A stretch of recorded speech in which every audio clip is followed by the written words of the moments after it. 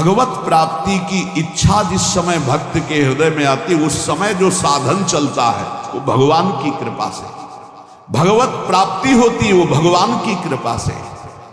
इसलिए साधक में कभी अहंकार नहीं आता जो कृपा पात्र होता है। जैसे भगवान ने कृपा की, गुरु की शरण करवाई, तो भगवान कह रहे तद्विद्य प्रणिपातेन परिप्रश्नेन सेवया उपदेक्षन्ति ते ज्ञानम ज्ञानिनस तत्वदर्शिना। अपने गुरुदेव के समीप जाओ, साष्टांग दंडवत करो, भली भांति सेवा करो, सेवक की भांति होकर निष्कपट भाव से फिर प्रश्न करो, तब वो तुम्हें जो ज्ञान देंगे तुम्हारे हृदय में वो तत्व ज्ञान प्रकाशित हो जाएगा। श्रुति भगवती कहती है उत्तिष्ठ जागृत प्राप्य वरान निबोधत क्षुरस्य धारा निशिता दुरत्यया दुर्गम पथस्तत् कवयो वदंती। श्रुति वेद कहते हैं उठो ऐ जीव, जागो और महान पुरुषों की खोज करो और महापुरुषों के समीप जाकर उनके चरणों की वंदना सेवा करके उनसे ज्ञान प्राप्त करो। ये मार्ग छुरे की धारा के समान गिरते हुए देर नहीं लगती, केवल उनकी आज्ञा पर चलना नहीं गिर जाओगे। छुरे की धारा बहुत पतला मार्ग, छुरस्य धारा निशिता दुरत्यया दुर्गम पथस्तत् कवयो वदंती।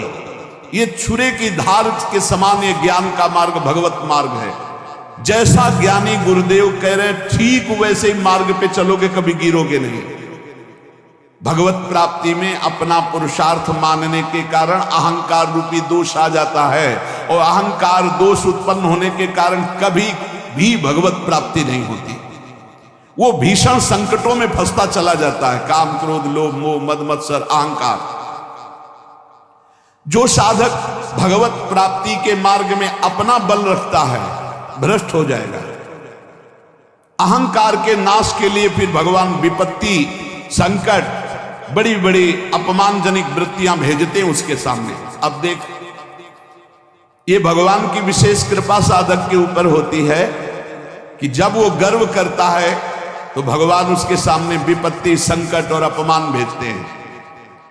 केनोपनिषद में कथा आती है कि देवराज इंद्र दैत्यों से विजय प्राप्त करके बड़ा उत्साह नाच गाना मना रहे थे और सब गरज रहे थे देवता। भगवान ने देखा कि मेरे बल से बलवान होकर के ये विजय प्राप्त किए और अहंकार स्वयं कर रहे। केनोपनिषद में है था। तो भगवान एक विशाल यक्ष के रूप में प्रकट होते, ऐसे सभा में नृत्यगान हो रहा था दूर से। इतना विशाल आकर्षणकारी रूप, देवराज इंद्र ने कहा कौन सभा में जाके परिचय लाएगा, ये कौन बहुत दूर बलवान खड़ा है। भगवान अग्निदेव सामने गए और कहा मैं परिचय लेके आता हूं। सामने गए, कहा तुम यक्ष कौन हो, ऐसा यक्ष तो हमने कभी नहीं देखा। तो उनका पहले परिचय बताओ, जो तुम परिचय जानने आए हो हमारा, तुम कौन हो। तो उनका मेरा परिचय तुम जानते ही होगे, मुझे अग्नि देवता कहते हैं, मैं अपार बलशाली हूं। अच्छा, क्या कर सकते हो तुम? पूरे त्रिभुवन को सूखे उपले की तरह भस्म कर सकता हूं। अच्छा, ऐसा। एक तिनका डाला और कहा भस्म करके दिखाओ। पूरी ताकत लगा दी, दाहिका शक्ति भगवान ने खींच ली तो अग्निदेव जला ही नहीं पाए। सर नीचा किया और चले गए। देवराज इंद्र ने पूछा कौन, बोले असमर्थ हूं मैं उनके परिचय को जानने का। भगवान वायुदेव, उन्होंने कहा भगवान मैं अभी गए, कौन हो तुम? भगवान यक्ष स्वरूप में थे। उन्होंने कहा तुम कौन हो जो परिचय जानने आए हो, बहुत बलवान लगते हो। बोले हाँ, मैं महाबल हूं, समस्त प्राणियों का पोषण करता हूं, अनंत ब्रह्मांडों को तिनके की तरह उड़ा सकता हूं। अच्छा, ये तिनका है, इसको उड़ा दो। पूरी ताकत लगा दी, वायु देवता तिनका भी नहीं उड़ा पाए। देवराज इंद्र के पास गए, बोले असमर्थ हूं मैं, किसी भी देवता की कोई सामर्थ्य नहीं। जब देवराज उठे तो अंतर ध्यान हो गए यक्ष भगवान, और वहां भगवती अम्बा त्रिपुर सुंदरी प्रकट हुई, ज्ञान समुद्र। और उन्होंने कहा तुम्हारा इतना गर्व बढ़ा हुआ कि तुम संभाषण भी नहीं कर सकते थे। वो साक्षात श्री भगवान थे, समझ पाए तुम्हारे इन देवताओं में और तुम में कोई सामर्थ्य नहीं, भगवान की सामर्थ्य थे, तुम सामर्थ्यवान होकर विजय प्राप्त किए हो, इसलिए गर्व मत करो, तुम में कोई सामर्थ्य नहीं है। ऐसा अंबाजी ने उपदेश किया। इसलिए साधक में जो परमार्थ की सामर्थ्य आती है वो भगवत प्रदत्त आती है। वो जो प्रयत्न आता है साधना में वो भगवान की कृपा से आता है। अगर अहंकार कर ले तो विघ्न पड़ जाएगा साधना में। और जब भगवान देखते हैं कि साधक को अहंकार हुआ तो उसकी पिटाई करवाते हैं। काम क्रोध लोभ मोह मद मत्सर को छूट दे देख, फिर वो पुकारता है हाथ त्राहिमाम प्रभु बचाओ, तो फिर भगवान आकर के उसे बचा लेते हैं। और जब उसको ये पता चल जाता मैं असमर्थ हूं, तब सुंदर साधना दे देते हैं और चढ़ाई में चढ़ जाता है। इसलिए भगवान की शरण में रह करके भगवत बल से साधना भगवत प्राप्ति की हो रही, किंचन मात्र कोई साधक अभिमान न करे। भगवत कृपा से ही संत संग मिला, भगवत कृपा से साधना का मार्ग मिला, भगवत कृपा से साधना हो रही, भगवत कृपा से भगवत प्राप्ति हो जाएगी। आप थोड़ा भी अहंकार करके इधर उधर विचलित ना हो। भगवान का एक व्रत है, शक्रदेव प्रपन्नाय तवास्मीति च याचते अभयम सर्वभूतेभ्यो ददामि तद व्रतम मम। एक बार जो मेरी शरण में आकर कह देता है हे नाथ मैं आपका हूं, मैं उसे स्वीकार कर लेता हूं और समस्त भूतों से अभय कर देता हूं। ये मेरा व्रत है, ये मेरा प्रण है। फिर ये मनुष्य भगवान की शरण में आकर अपना कल्याण क्यों नहीं चाहता, जब भगवान ऐसा कह रहे। दया सागर भगवान जीवों पर इतनी अपार दया किए हुए कि कोई उसकी सीमा नहीं। वे क्या दया किए, क्या दे देते हैं। घंटों के ऑक्सीजन का पैसा लगाओ, देखो जब अस्पताल में ऑक्सीजन लगता है ना, फिर घंटों का पैसा लगता है। यहां पूरा जीवन हो जा रहा है ऑक्सीजन लेते, कितनी फीस दे रहे हो भगवान को। आकाश वायु जल पृथ्वी, कितनी भगवान की अहेतुकी कृपा हम पर, दया ही दया है। भगवान ने तो सब कुछ किया, तुम्हें बना दिया, तुम्हारे शरीर को बनाया, सब तुम भगवान के लिए क्या कर रहे हो। भगवान असीम कृपा सब पर किए हैं। दया सागर का यदि हम ये कहें कि भगवान बड़े कृपालु बड़े दया सागर है, तो हम आपको सही कह रहे हैं। उनकी महिमा के आगे निंदा करने के जैसे समान है, क्योंकि सागर की तो सीमा है, भगवान की दया की तो असीम कृपा है। भगवान की दया की कोई सीमा नहीं। अच्छे अच्छे बड़े बड़े महाभागवत हुए, कोई भगवान की सीमा को नहीं पार पाता है। आप कल्पना नहीं कर सकते भगवान की दया से क्या हो सकता है। कोई ऐसा उदाहरण नहीं है कि भगवान की हम दया को समझा सके। बस इतना उदाहरण देते हैं कि जैसे मां है, असंख्य जीव हैं और सब मां से ही पैदा हुए हैं अपनी अपनी। अगर असंख्य माताओं का प्यार मिलाया जाए तो जो अपने पुत्र के दया स्नेह में मां बावरी बनी रहती है एक वात्सल्य से, ऐसी अनंत माताओं का वात्सल्य जोड़ा जाए तो हमारे वात्सल्य समुद्र भगवान के एक बूंद के बराबर भी नहीं। ऐसे कृपा समुद्र भगवान है। ऐसी हालत में भगवान की दया की बात कैसे तुम्हें बतावे। मां अपने बच्चे के लिए जो कुछ करती है उसमें बहुत प्यार होता है, उसमें दुलार भरा होता है। आप इतना समझ लो, बच्चा शरारती है और दोष के कार्य करता है तो माता ही जो बहुत दूध पिला करके पुष्ट किया है वो थप्पड़ भी जमाती है, वो डांट भी लगाती है। ऐसा ही कुछ भगवान भी करते हैं। जब तुम मनमानी आचरण करते हो, धर्म विरुद्ध आचरण करते हो, तो वही दया समुद्र भगवान दया करके फिर विपरीत परिस्थितियां देते हैं। वो रोता है, लेकिन देखो एक बात यहां ध्यान रखना है, जब बच्चे को मां मारती तो बच्चा दूसरी तरफ नहीं भागता, मां की तरफ ही भागता है। ये खास बात है। मां मार रही तो भी वो गोदी में उसी की चढ़ना चाहेगा, यही खास बात है। बच्चा किसी और का आश्रय नहीं ले सकता। ऐसे ही शक्रदेव प्रपन्नाय तवास्मीति च याचते। कैसी भी परिस्थिति दुख की हो, भक्त को भगवान को ही पुकारना चाहिए। परिस्थिति तभी आती है जब अहंकार कोई न कोई, किसी तरह का अहंकार, तभी विपरीत परिस्थिति आती है। अगर कोई उससे कहे कि देखा ना मामा कहता था, पीटा ना तेरी मां ने, अब तू कहां जाएगा, तो मामा ही कहेगा और मां की तरफ ही भागेगा। ऐसे ही हमें हरि हरि पुकारना है, हरि की तरफ ही चलना चाहिए जितनी विपत्ति आ जाए। इस बात पर बहुत ध्यान देना चाहिए। और जब वो माँ पीट लेती है और बच्चा दौड़कर माँ की तरफ जाता है तो हृदय से लगाती, आंसू पोंछती, कहती बहुत आज पीटा ना, देखो तू क्यों उपद्रव करता, मैं नहीं चाहती तुझे पीटना, पर तू उपद्रव करता, मुझे पीटना पड़ता। ऐसे हरि फिर दुलार करते हैं, ऐसे हरि आंसू पोंछते हैं किसी न किसी रूप में आकर के।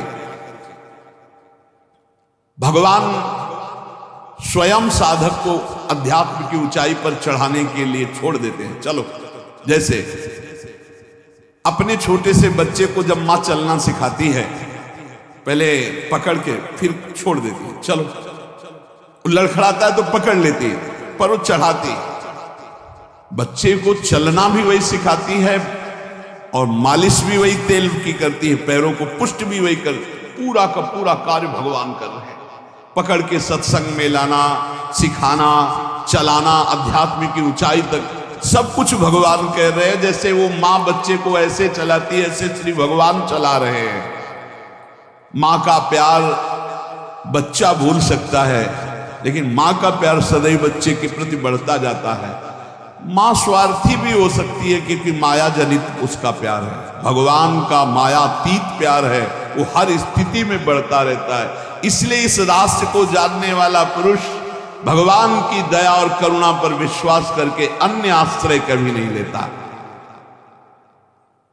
एक वचन आता है कि राम सिंधु घन सज्जन धीरा, चंदन तरु हरि संत समीरा, मोरे मन प्रभु वश विश्वासा, राम ते अधिक राम कर दासा।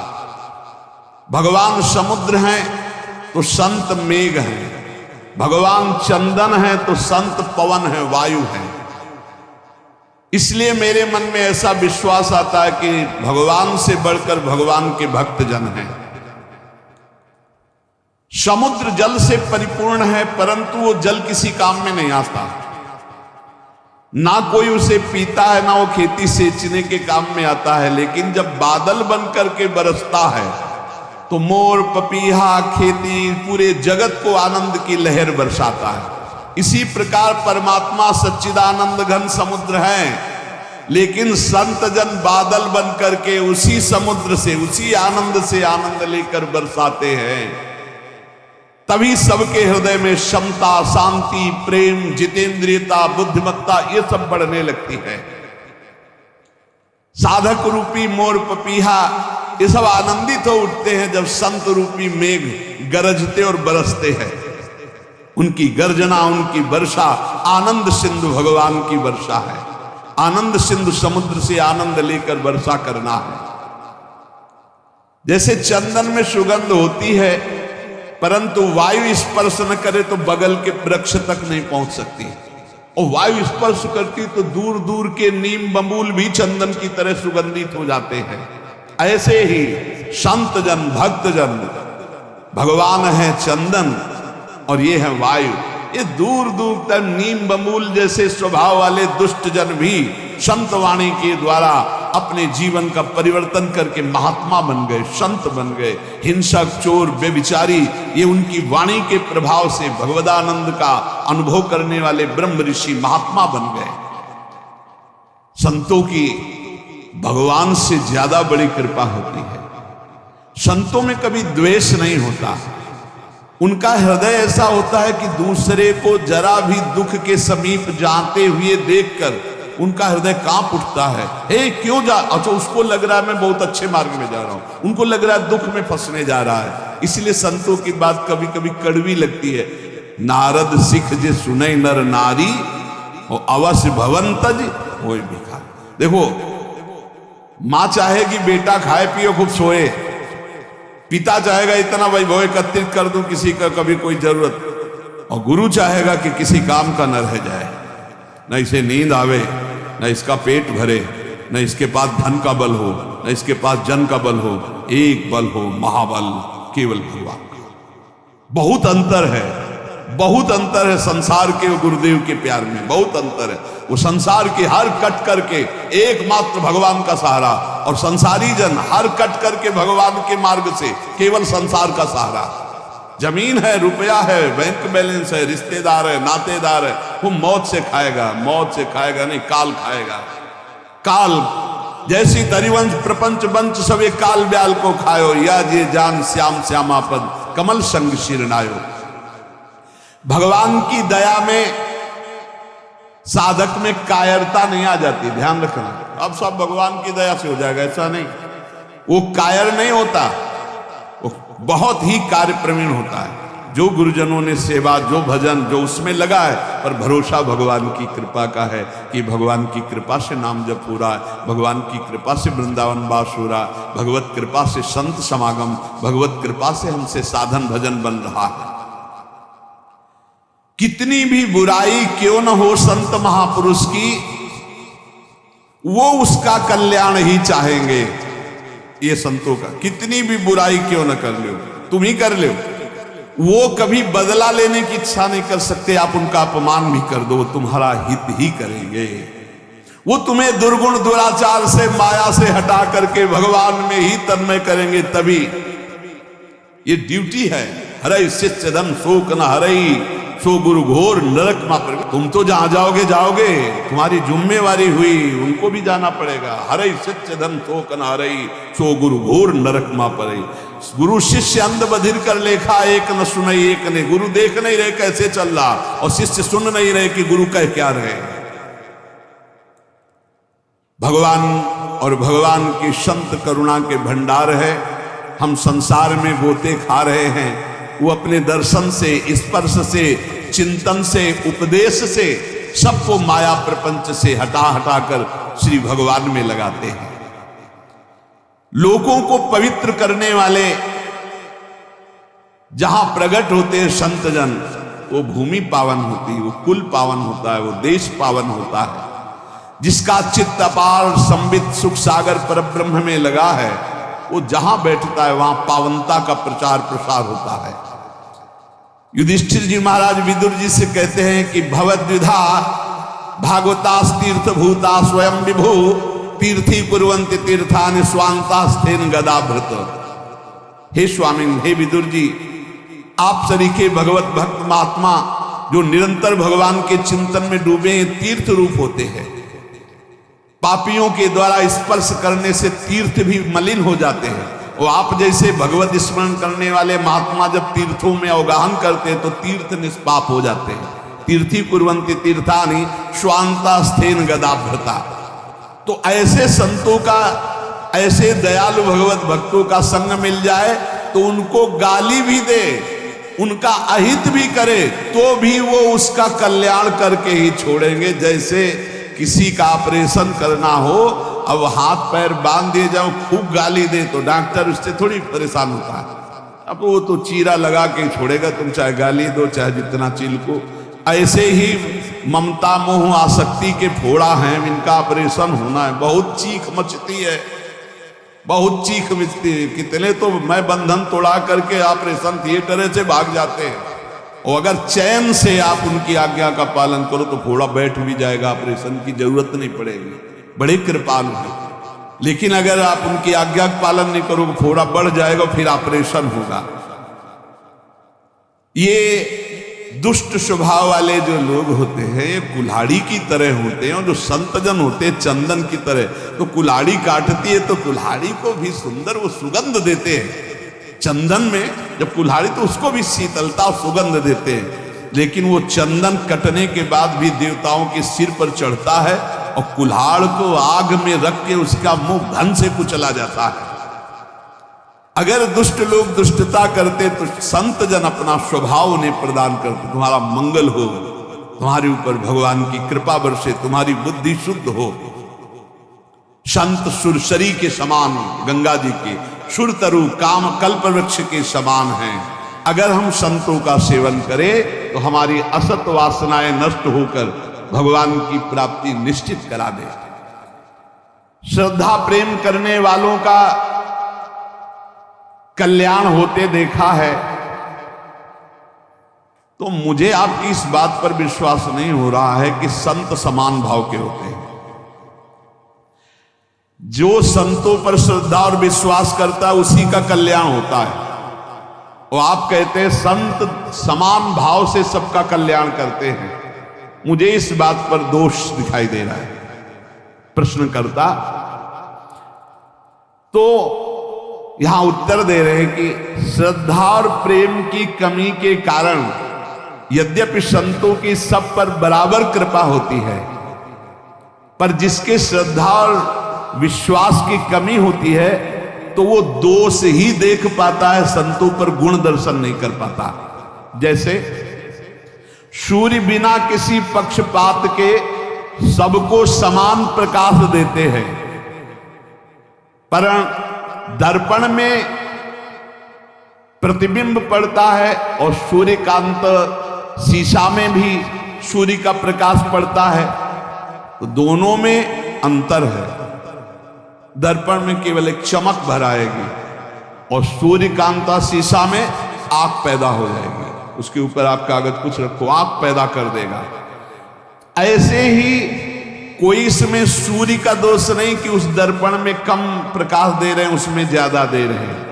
इसी प्रकार संत बराबर कृपा करते हैं, पर श्रद्धा और विश्वास जिसमें संतों के प्रति है वहां ज्यादा कृपा प्रकाशित हो जाती है, और जो कम श्रद्धा वाले होते हैं उनको कम लाभ मिलता है, और जो बिल्कुल श्रद्धा नहीं है तो उनको लाभ ही नहीं मिल पाता है।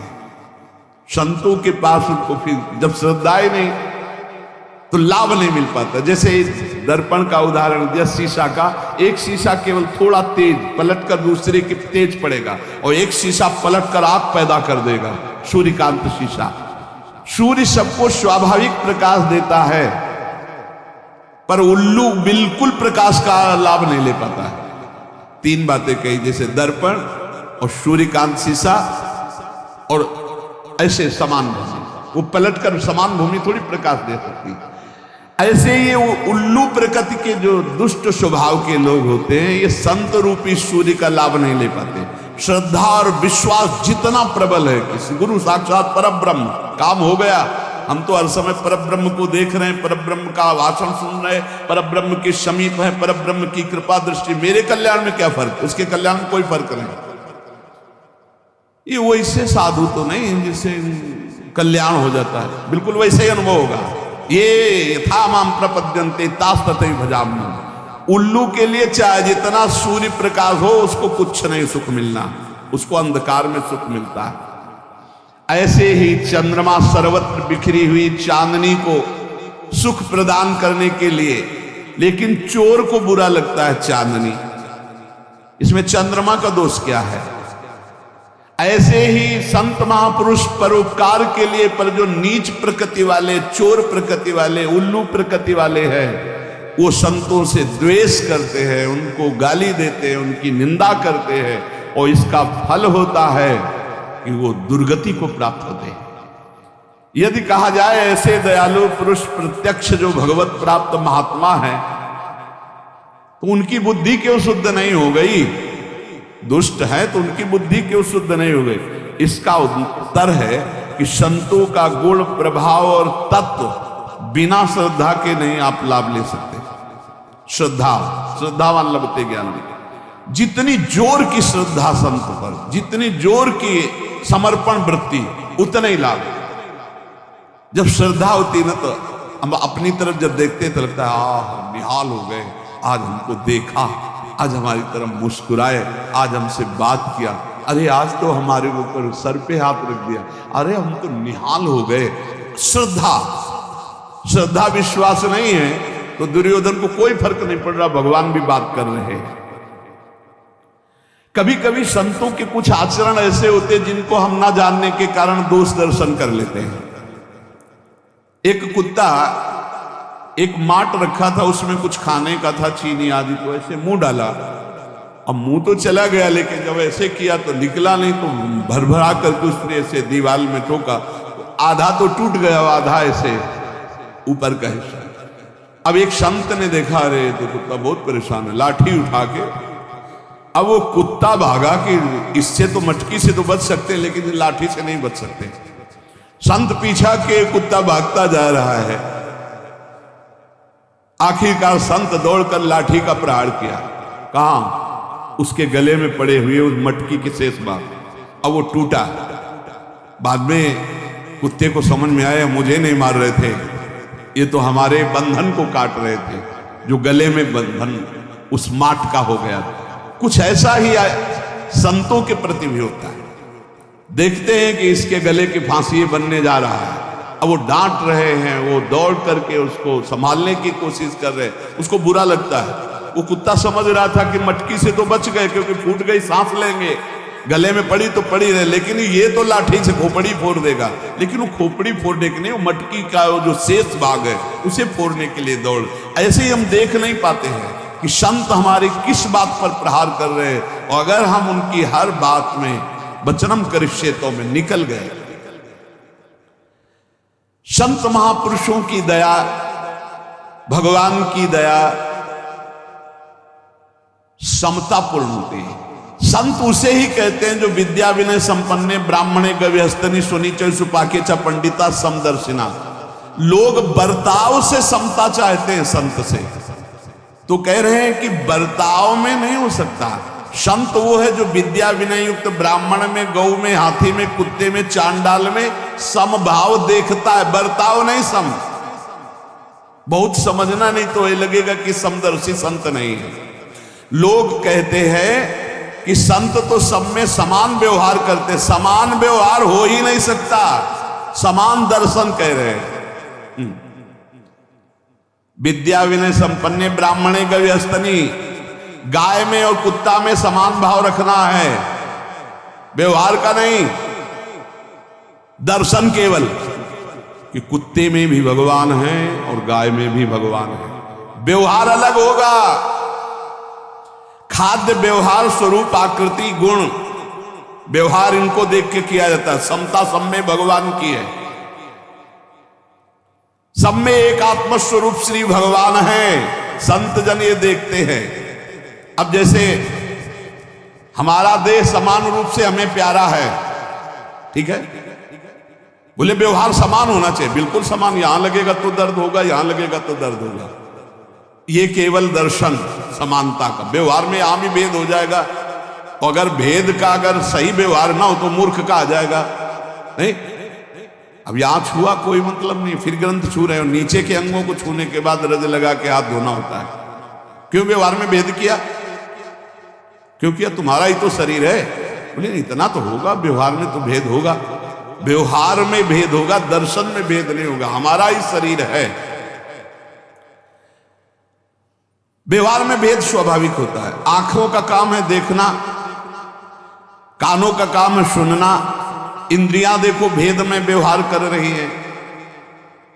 इंद्रियों के द्वारा जो व्यवहार होता है वो भेद में हो रहा है। समता दृष्टि की है, आंतरिक की, सब में एक भगवान है। जैसे शास्त्रीय विषमता सिद्ध पुरुषों में भी पाई जाती है, परमार्थ के पथिक को ये विषमता धारण करनी पड़ेगी। व्यवहार में विषमता और दृष्टि में समता। कैसे? बोले माता, बहन, पत्नी, तीनों स्त्री शरीर है, पर व्यवहार तीनों से बिल्कुल अलग अलग होना है। व्यवहार में समता और दर्शन में तीनों शरीरों में एक ही परमात्मा विराजमान है। हम कुत्ते को रोटी देते हैं और गाय का हरी हरी घास से पूजन करते हैं। अब हम सोचे कि कुत्ते को हरी हरी घास खवा करके पुष्ट कर दे, होगा क्या? व्यवहार में भी क्षमता है। या हम सोचे विद्या विनय संपन्ने ब्राह्मणे को हस्तनी सुनिचय सुपाके, सबको घास नहीं चल पाएगी ना। विद्या विनय ब्राह्मण जो ब्राह्मण है उसको कचौड़ी पूड़ी खवा करके, गाय को हरी हरी घास खवा के, कुत्ते को रोटी खवा दी, हाथी के लिए और बड़ा चारा डालना पड़ेगा। व्यवहार में नहीं, दृष्टि में क्षमता। ऐसे ही महान जो संत भगवत प्राप्त हैं उनके व्यवहार में भी क्षमता होगी और दृष्टि में क्षमता होगी। उनसे जो बैर करेगा दिखाई देगा वैसे, उनके हृदय में बैर नहीं है, लेकिन वो बैर करता है इसलिए उसकी दृष्टि में दिखाई देगा। जो उनसे मित्रता करते हैं वो उनकी दृष्टि से, उनकी दृष्टि में दोनों समान है पर व्यवहार में जब आएगा तो जो दैन्य होकर प्रणाम नमस्कार करके आर्तभाव उससे मुस्कुरा के बात करेंगे, और जो कटु और क्रूर स्वभाव वाले हैं उनसे उदासीन होकर बात करेंगे। अंतर में उनके कोई भी द्वेष नहीं है, वो समता को प्राप्त महापुरुष हैं। अनुकूल पदार्थ आएगा मुस्कुरा के पाएंगे, प्रतिकूल आएगा हटा देंगे। ये व्यवहार है, समता एक दृष्टि है।